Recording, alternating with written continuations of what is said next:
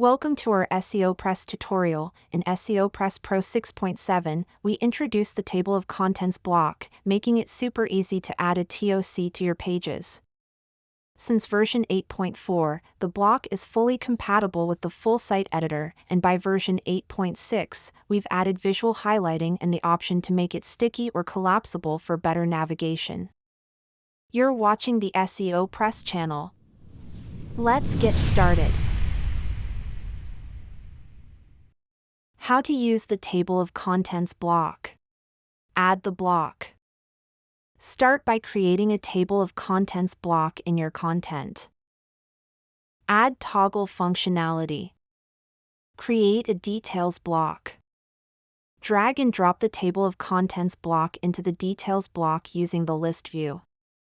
If you don't need it, delete the paragraph block or use it for an introduction text. Name it like summary. Optional, in the details block settings, you can check open by default to decide whether it starts open or closed. Make it sticky. Create a group block. Drag and drop the details block into the new group using the list view. In the group settings, set its position to sticky. Now, your table of contents will stay visible as users scroll down the page. Customize the design. Select the group block and adjust the following.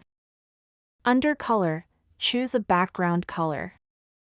In Dimensions, add padding to give it some space. Under Border and Shadow, set a border radius and apply your favorite drop shadow effect. Don't forget to save your changes. Demo the block. Preview the page. Test the toggle feature to see the table of contents expand and collapse. Scroll down and notice how the active section is highlighted in bold as you move through the page. SEO has never been easier. Customize it, make it sticky, and save time while optimizing for search engines.